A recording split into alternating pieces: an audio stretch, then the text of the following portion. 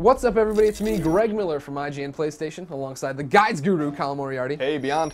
Hey, and we are here to go through the Uncharted 3 Drake's Deception teaser trailer. This is, of course, teasing the real trailer that's coming this weekend, but there is so much information we had to talk about it. Even though this trailer is only 35 seconds long, and my introduction has already talked over the majority of it, there is a ton of information in here. So if we can go all the way back, give it a restart. Me and Colin have found some delightful things. Right here, so much information in this first actual footage. Up here in the corner, there's a coffee cup. It says The Rapscallion Cafe. Colin, you and I Googled all around for this thing, trying to figure out what's going on. What did you find? Yeah, well, I mean, we didn't find Rapscallion Cafe, literally, but we did find the Rapscallion London, which is at 75 Venn Street in London, England. In Chapman, London. Pop, pop. But yes, over in London, England. What about the money right there? Well, those are 20-pound notes and some passports covering them, so presumably Drake is coming back from England. Yep. They're obviously making some references back to the first game here. Right there on the screen is the diary of Sir Francis Drake. You see the bullet hole in it. Of course, that protected Victor Sullivan from getting killed. Good old Sully when he was shot in the first game. Up there in the corner, a trademark weapon, a handgun. But as we start going, here's where we start to get some new stuff. Some doubloons or whatever from the first game, the pieces of gold they were after. And then this giant, looks to me to be an Arabian sword. We already know we're going to Arabia, if you will. So maybe this is tying into Drake's new focus on melee combat, some of his new moves. But now we're getting to the heat of the matter. All the information right here, up in the top corner, The 7 Pillars of Wisdom by T.E. Lawrence. Colin, what is this book? Well, this is a book that chronicles T.E. Lawrence's, or the Lawrence of Arabia's, experience with the Arab Revolt from 1916 to 1918, which was a nationalist movement to splinter from the Ottoman Turks. Right. Of course, he was a lieutenant colonel with the British Army, did all this stuff over there, then wrote this autobiography, but he was encamped with them, knew a whole bunch of stuff. And one of the things he did while there is he coined this mystical lost city that was once a trading post that's supposed to have all these riches. He coined it the Atlantis of the Sands. And we know that in Uncharted 3, Drake and Sullivan are after this, or somehow tied up in it. Right. A lot of references to it here, so if we dial it back just a little bit further, come with me, come with me, come with me, come with me, come with me, come with me, come with me. Stop. Right here down in the corner we have another journal, or another booklet, if you will, from Nathan Drake. Looks like it's got a whole bunch of information in there. Now, if you start going through here, they're looking for trade routes to find this Atlantis of the Sands, I think, right? That's how people know this actually exists at one point. Right. There's been expeditions to find it. So maybe that's what the red lines are up there, going through trade routes.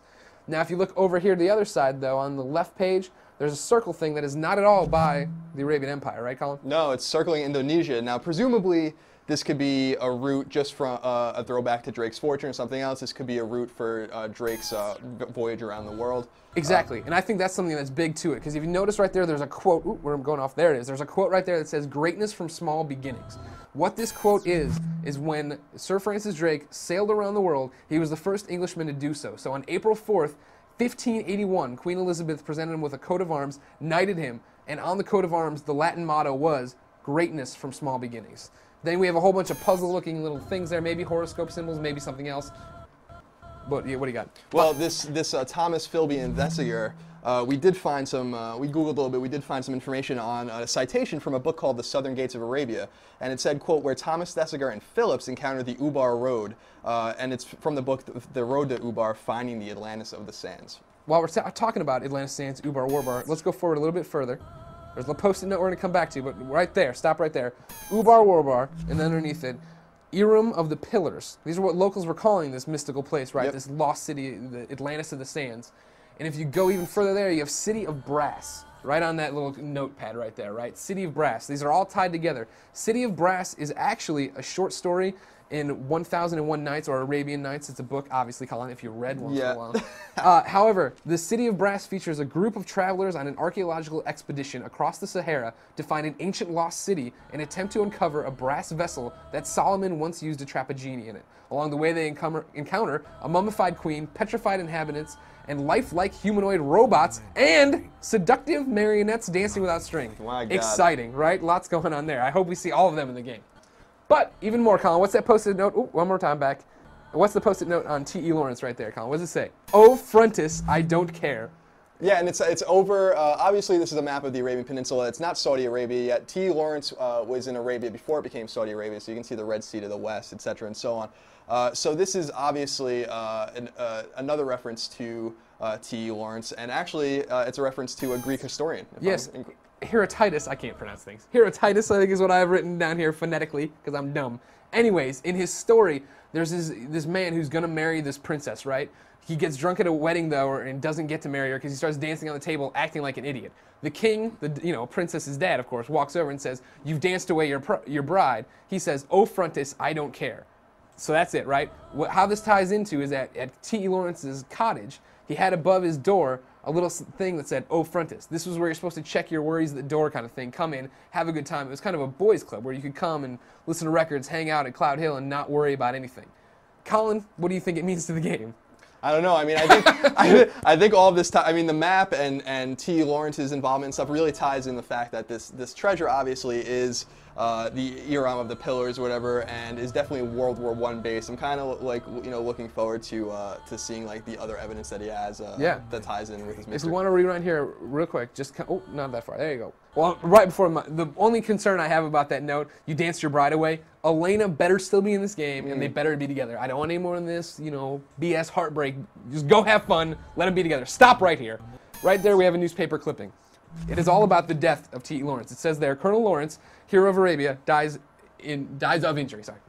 And then if you look underneath, there it says, vanished motorist sought. So here's the deal. At 46, Lawrence was riding his motorcycle in Dorset, southwest England, by his cottage, which we've already made reference to on the other post-it. He goes over a dip in the road, comes up, he was driving, 2 kids on bicycles were obscured by the dip. Instead of hitting them, he swerves, goes over the handlebars, eventually dies a few days later. Don't know if this vanished motorist is tied into that. Maybe they're going to, take the actual story of his death and try to, mystify it a bit, tie it back into the treasure. Interesting stuff all the same, though. Indeed. And in case anyone's curious, all of these pictures, a few of them are of T.E. Lawrence himself. You can find them on Google pretty easily, and the others seem to be of his contingents during the Arab Revolt. Totally. Now, so then you go a little bit further. We got the Magnum here, a classic Uncharted weapon. Some machine gun rounds up there, some matches. We can't tell what's on that matchbook cover. It's driving us crazy. Yeah, the glare is too bad. It might be able to see a little something there, but it's too obscured. Right here, important, you have the Pelican Pub, which is obviously we're going to be going to pubs a lot. But in that ashtray is the cigar of one Victor Sullivan, the only guy who smokes cigars in the Uncharted universe. So he's tied into it. We know it's about them. Obviously, the title is Drake's Deception. We're worried about, is Victor Sully, is he going to be coming back? Is he going to be, deceiving Drake? We don't want that one bit. Now, if you're wondering, the one thing you probably caught on your first 15 seconds through this trailer is a Nathan Drake voiceover where he says, "All men dream, but not equally." Obviously, we went to look at that. That is a quote from the 7 Pillars of Wisdom, the autobiography of T.E. Lawrence. Full thing goes like this. All men dream, but not equally. Those who dream by night in the dusty recesses of their minds wake in the day to find that it was vanity. But the dreamers of the day are dangerous men, for they may act their dream with open eyes to make it possible. Chew on that, Colin. No, it's deep. That's deep, brother. That's very deep. Ladies and gentlemen, this thing's a grapefruit, and we've squeezed you a big old glass of info juice. This trailer, of course, is coming this weekend in its full-fledged form. Hopefully we'll get some gameplay, some answers. I'm sure there'll be more T.E. Lawrence references. We'll be here the whole time. For all your Uncharted 3 Drake's Deception news, check out IGN.com.